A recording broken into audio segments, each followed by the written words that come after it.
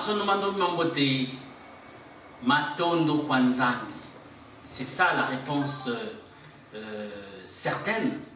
Mes très chers frères et sœurs Nkwandwenga, une fois de plus, soyez les bienvenus au programme de l'université Mandombe, au Mandombe University. C'est un grand honneur pour nous de vous avoir comme étudiants dans notre université qui a pratiquement un enseignement qui est tout à fait différent du système conventionnel actuel. En réalité, le Mandombe, c'est une nouvelle connaissance qui est liée au programme ou encore au projet de la Renaissance africaine moderne. Et pour nous, c'est vraiment un honneur d'avoir des étudiants qui sont intéressés à s'engager dans cette lutte de la Renaissance africaine moderne que Papa Simon Kimbangu a déclenchée depuis 1921. Nous sommes en train de continuer nos études. C'est toujours avec votre serviteur, Papa Leigom, le révérend Bitumboke Leigom Chouan. Je suis théologien, comme je l'ai toujours dit, je suis théologien. C'est à moi que Papa Abenadio a confié la responsabilité de la systématisation du Mandombe comme connaissance scientifique du point de vue épistémologique. Et c'est ce travail que j'ai toujours fait depuis l'âge de 21 ans, lorsque Papa Abenadio m'a confié cette responsabilité. Et nous sommes en train de continuer à travailler là-dessus. Présentement, nous avons un cours très intéressant que nous avons déjà commencé à donner. C'est au sujet du système angulaire. Nous sommes toujours en train d'étudier le système de pensée Mandombe qui est composé des Mvoila Zampam, Mvoila Zampiluka et les Mvoila Zampipita. Maintenant, à l'intérieur des Mvoila Zampipita, c'est là où nous sommes en train d'étudier maintenant le système angulaire. La fois passée, nous avons fait une étude exhaustive sur le système angulaire dans le contexte de Mandombe. Et cette étude nous a mené à faire une récapitulation sur les notions de perception.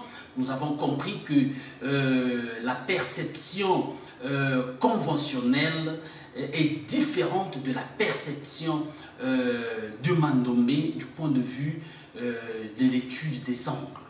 Donc voilà pourquoi dans cette étude nous allons aussi faire une récapitulation rapidement avant que nous puissions passer au vif de notre sujet qui est lié au Mika Nyabika et en étudiant particulièrement le deuxième temps du Mvoila Zampimpita de 45 degrés.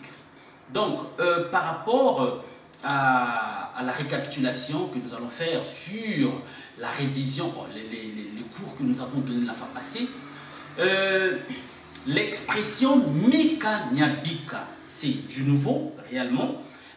Mika Nyabika veut dire le système angulaire, ça c'est du point de vue technique.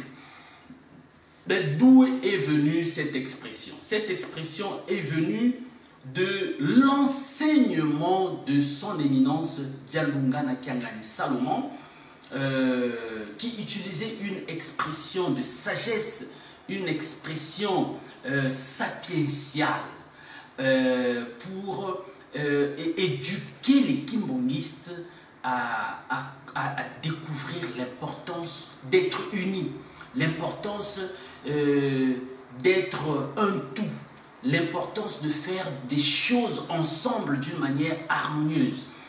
Et lui, il disait dans ses enseignements, Lukala bonso mi kanyamboa, lekla kumosi sikamana kumosi.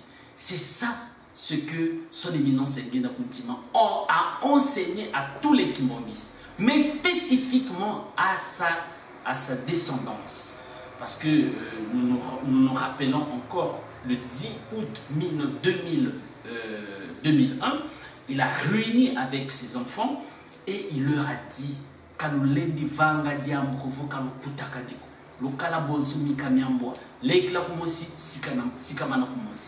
il disait à ses enfants que vous ne pouvez rien faire si vous ne vous êtes pas accordé, si vous ne vous êtes pas entretenu, et soyez comme les poils du chien qui se redressent ensemble et qui se couchent ensemble.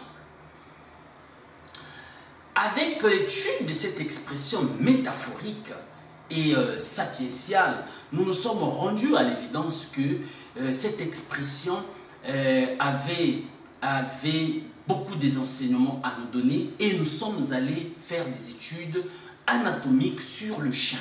Et nous nous sommes rendus compte que le chien, en fait, lorsqu'il se trouve dans un état de défense, dans un état d'agressivité, le chien, son système nerveux communique à ses muscles, aux muscles de la colonne vertébrale, des informations aux muscles pour que les poils qui se trouvent sur les muscles de la colonne vertébrale puissent effectuer un mouvement de rotation, semi-rotation de 0 degré, la position initiale, à 90 degrés, ou encore à 80-85 degrés.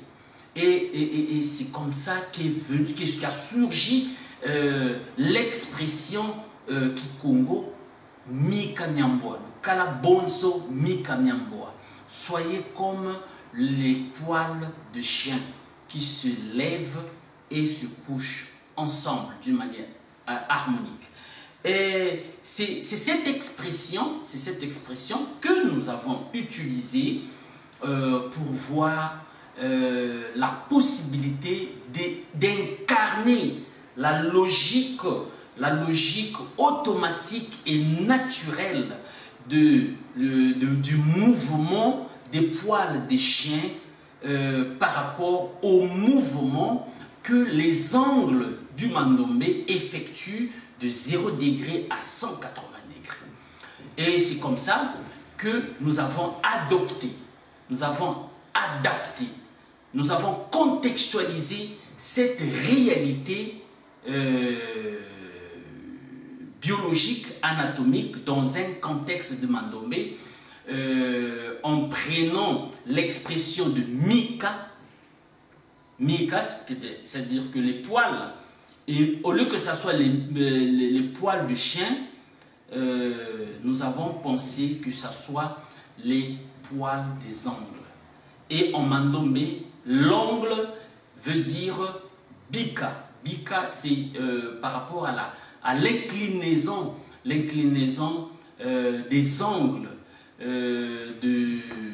les angles du mouvement qu'effectue la Lune autour de la Terre, autour de la Terre, que Dr Abelado observait tous les jours.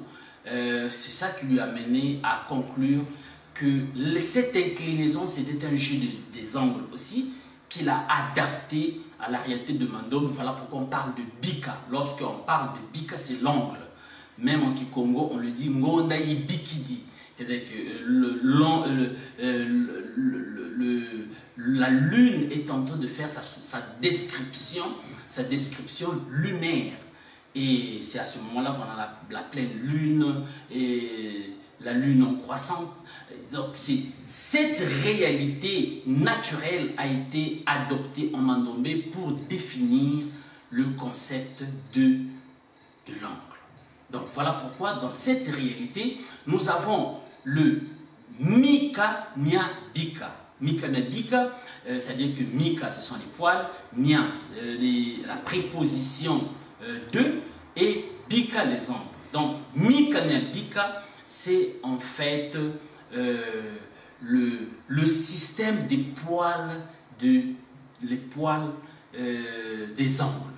Donc en fait, le Mikamiabika, c'est un ensemble, c'est un jeu d'angle de Mandombe basé sur le mouvement de rotation de l'élément postiche ou bien encore le Yikamu qui effectue le mouvement de rotation de 0 degré à 180 degrés lorsqu'on fait parcourir une course de moitié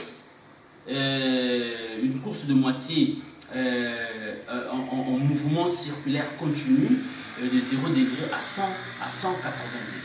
Mais ce parcours, lorsqu'on dit on fait parcourir une course de moitié sa valeur, en réalité ce n'est pas vraiment la moitié. Ce n'est pas vraiment la moitié, mais c'est une moitié apparente. Donc par rapport à cette réalité, le Mikamiabika nous a donné origine à la logique du système angulaire Mandombe que nous sommes en train d'étudier. Nous avons déjà étudié le tableau synthétique de la représentation des Mvwala Mpimpita de 0 degré que nous allons d'ailleurs voir, et c'est en fonction de cette base de 0 degré que nous allons migrer à 45 degrés. Donc, je crois que nous avions déjà fait un abordage sur la réalité des objectifs du Mikamiabika.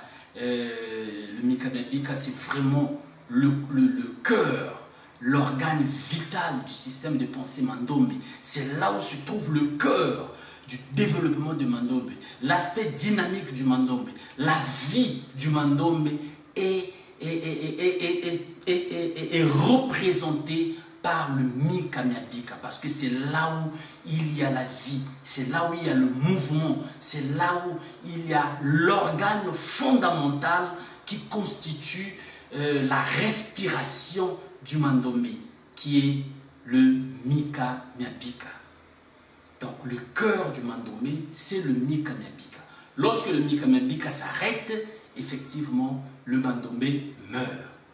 Donc voilà pourquoi notre étude du Mikamiabika va se faire d'une manière exhaustive, va se faire d'une manière large sur l'étude des Mvwala Mpimpita de 0 degré à 45 degrés. C'est ce que nous allons entreprendre, tel que nous l'avons déjà étudié, comme nous sommes en train de constater. Nous avons la famille Pakunu, la famille Pelekete, dans notre tableau synthétique à de 0 degré. À la première phase, voilà un peu, ça c'est la représentation occidentale, ou bien conventionnelle. Nous avons ici la base, et sur la base, nous avons le Yikamu, tout en sachant que nous sommes en train de nous référer à ce Mvwala, Mpimpita, qui a en bleu la partie du Mvwala Piluka, qui est en bleu, et le Yikamu qui est en vert, et ici en haut nous avons notre Mvwala Mpamba qui est lié au Mvwala Piluka, tout en sachant que le Mvwala Mpimpita c'est l'union du Mvwala Mpamba et du Mvwala Piluka. Du Mvwala Mpamba et du Mvwala Piluka, effectivement. Donc ici dans cette réalité nous avons 4 positions, la position Kenge, Nkandu, Nsona et Konzo. Et tel que nous étions en train d'expliquer, ici le Yikamu se trouve à la phase de 0 degré. Donc, qu'est-ce qui va se passer? Le Mvwala Mpimpita, avec le Yikamu qui est à 0 degré, le Yikamu va effectuer le mouvement de rotation de 0 degré à 45 degrés. Donc, le Yikamu va entreprendre une marche circulaire qui part de la position initiale de 0 degré à 45 degrés. En réalité, ce qui se passe, c'est que le Yikamu va décrire un cercle abstrait. Et dans ce cercle abstrait, le rayon, c'est le Yikamu. Et le rayon, au rayon est accroché un Mvwala Mpamba qui est en noir. Et ce Mvwala Mpamba est accroché au rayon par un point. Et la position du Mvwala Mpamba est toujours verticale. Et cette position verticale, par rapport à cette structure, nous allons constater que le mouvement que le ICAM va effectuer, l'angle dans la représentation des voiles, l'angle sera toujours invisible. Alors que ici, dans cette position latérale, l'angle sera visible parce que nous serons dans la position latérale de l'objet pour observer le voilà Mpimpita et on verra l'angle.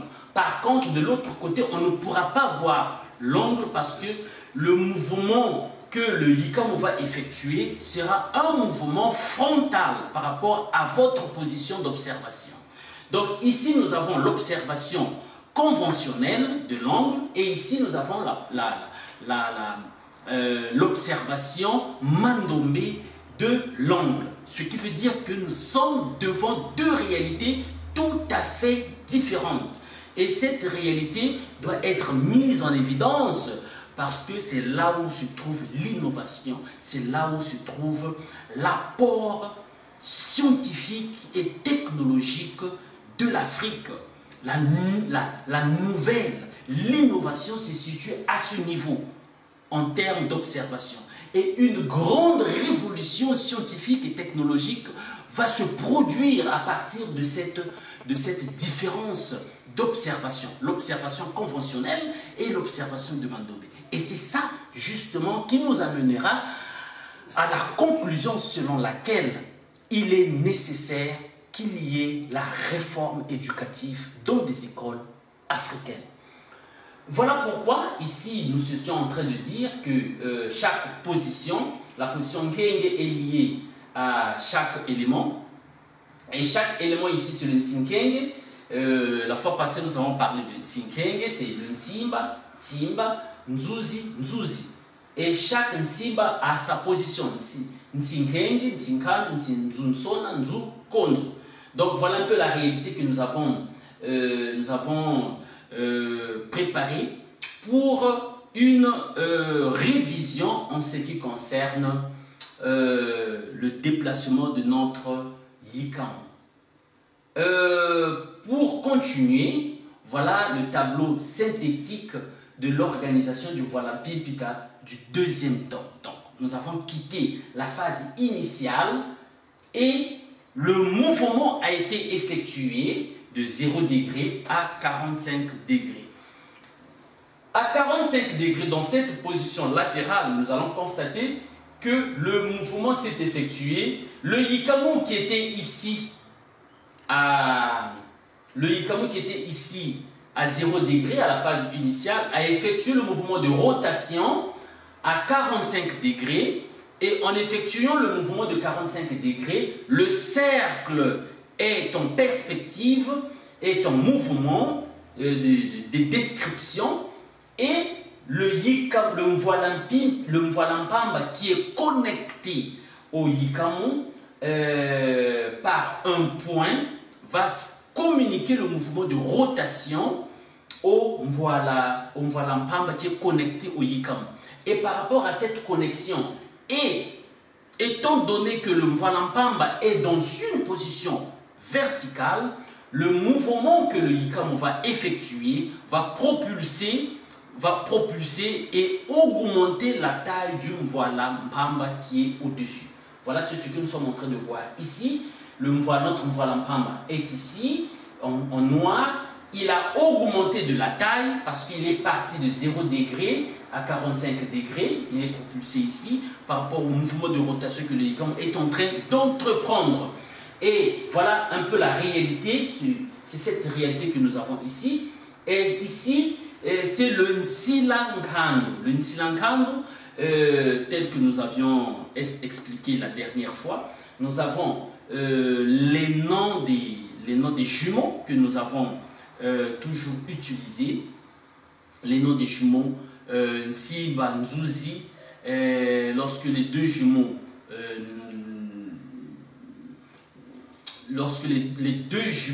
sont nés, eh bien, après, il y a une suite des enfants qui sont liés au lignage des jumeaux.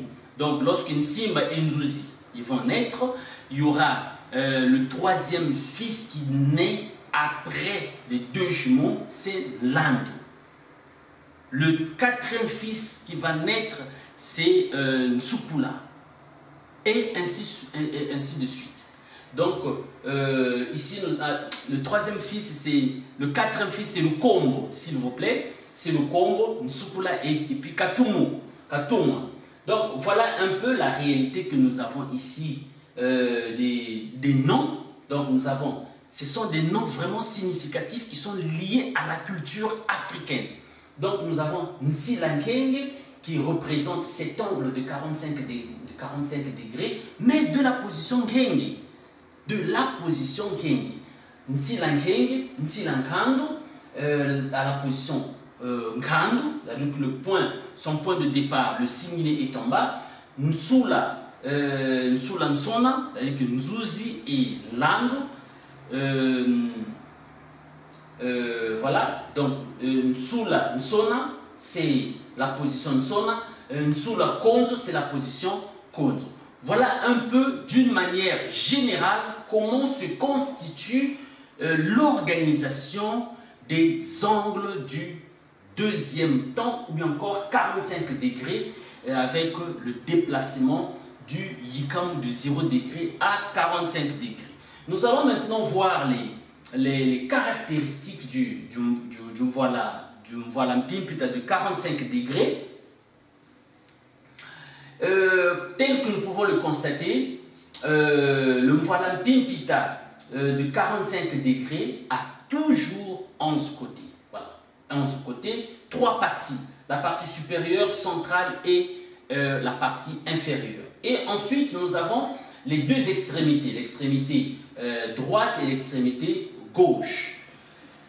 Et ici, il n'y a pas de changement, c'est la même réalité que nous avons toujours étudiée. En ce qui concerne les mesures, c'est la même réalité. Nous avons les mesures carrées, nous avons les mesures rectangles, nous avons les mesures mixtes. Dans les mesures mixtes, nous avons les mesures mixtes carrées, mesures mixtes recto-horizontales et ainsi de suite. Donc, dans la logique de Mika-Bika, nous allons suivre la même logique des mesures. Et voilà, nous sommes arrivés à la partie des exercices. Dans nos exercices, tels que nous sommes en train toujours de les dire, la pratique, c'est la règle d'or de l'apprentissage. Donc, il est vraiment impérieux que nous puissions nous appliquer vraiment dans cette perspective des exercices. Donc, ici, nous avons l'exercice de la construction du mur de briques. Cette construction du mur de briques consiste à construire un mur de briques de 30 mvoala. 30 mvoala zampamba. Pakundungu et Pelekete. Donc, la première construction sera composée de 15 mvoala zampamba, Pakundungu et Pelekete. Et le deuxième mur sera la superposition du premier mur. Et cette superposition se fera toujours juste en dessous, au pied du Mvwalampamba, du premier Mvwalampamba Singini, qui porte le Singini, pour qu'on puisse avoir un mur de briques de 30. Tel que nous sommes toujours en train de le dire, c'est en mémoire de la bravoure, ou encore le sacrifice le courage de Papa Simon Kimbangu qu'il a démontré pendant la période centrale de la colonisation depuis 1921, qu'il a développé dans le cadre du projet de la Renaissance africaine, qui lui a mené pratiquement à la prison. Parce qu'en 1921, Papa Simon Kimbangu, le 12 septembre, il a été incarcéré et jugé le 3 octobre à une prison perpétuelle où il a purgé 30 ans d'emprisonnement juste pour avoir parlé de la Renaissance africaine moderne en parlant des indépendances spirituelles, l'indépendance politique et l'indépendance scientifique. Donc par rapport à ça, il était devenu un élément hautement dangereux pour le système colonial. Malheureusement, personne n'en parle en Afrique, en Europe, personne n'en parle et il est resté dans l'anonymat. Donc voilà pourquoi nous, au niveau du Mandombe, pour homénager, pour rendre hommage à Papa Simon Kimbangu, nous avons codifié les exercices par 30. Chaque fois que nous faisons des exercices, on les codifie par 30 pour homénager et commémorer la personnalité de Papa Simon Kimbangu. Donc ici, nous serons obligés de construire 4 murs de briques de 30 voilas en pamba. Voilas en pamba de la famille Pakunung et de la famille Pelekete. Et ensuite,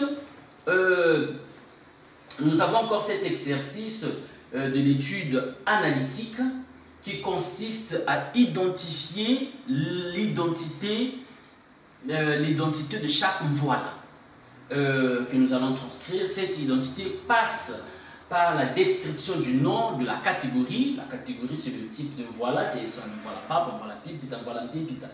Nous avons les mesures. Est-ce que le voila, c'est un voila de la famille Pakundungu ou Pelekete? Est-ce que c'est quelle position? Nous avons 4 positions et puis les types de mesures.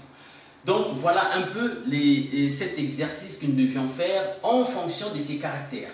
Il faut qu'on puisse identifier ces caractères. On doit identifier ces caractères en fonction de la réalité des exercices ou encore de la nature de l'exercice que nous avions présenté. Donc voilà pourquoi ici nous avons les voilas en pamba, voilas en pimpita du premier temps et du deuxième temps. Il faudrait qu'on puisse identifier chaque voila, qu'on puisse lui donner, concéder une certaine identité par rapport aux caractéristiques que nous avions données dans cet exercice. Voilà, enfin, nous allons passer à un troisième exercice qui consiste à transcrire. Nous allons faire la transcription des voilas. Cette transcription des voilas consiste à dessiner le voila en fonction des informations identitaires que nous allons fournir. Nous avons par exemple ici la logique de 30 continue. Nous devions transcrire 30 nsilankenye de mesure carrée, 30 nsilankande de mesure mixte recto carré, 30 nzula nsona de mesure mixte recto horizontale, 30 nzula cause de mesures recto verticales et qui nous permettront d'être habiles dans la transcription, parce que de la même façon que nous allons commencer à transcrire ces caractères, c'est de la même façon que nous allons commencer aussi à écrire. Donc, le nombre 30 continue à revenir. Il est très important. Nous, Africains, nous avons la responsabilité de valoriser nos références en termes de personnages. L'Afrique, en réalité, par rapport à la situation de l'esclavagisme et de la colonisation que nous avons vécue, nous avons été formatés pour nier ce qui nous appartient, pour ignorer ce qui nous appartient, pour fouler aux pieds ce qui nous appartient. Que ce soit notre culture, que ce soit nos leaders qui ont marqué l'histoire de l'humanité, on a toujours tendance à les mettre de côté. Et c'est ce qui se passe avec la personne de Papa Simon Kimbangu. Papa Simon Kimbangu, en 1921, il a accepté, il a lancé le programme des indépendances africaines. En 1921, et selon Basile Davidson, nous sommes dans une période de la période centrale de la colonisation où il n'y avait plus de résistance, des résistances anticoloniales auprès des Africains. Et Papa Simon Kimbangu en 1921, précisément le 10 septembre 1921, à Mbanza Sanda, il lance son programme de la Renaissance africaine. un programme qui contenait une structure bien définie où il parlait des phases des indépendances. Il parlait de l'indépendance spirituelle, de l'indépendance politique et des indépendances scientifiques. Et par rapport à cela, Papa Simon Kimbangu, il a été considéré comme une personne hautement dangereuse. Et voilà pourquoi il a été arrêté, il a été jugé injustement pour 30 ans d'emprisonnement. Il a fait 30 ans d'emprisonnement. Ce qui est intéressant, c'est que pendant les 30 ans d'emprisonnement, Papa Simon Kimbangu n'était pas en fait incarcéré, parce qu'il apparaissait partout où il voulait. Il est même apparu en Europe. Il a été même arrêté dans un aéroport international.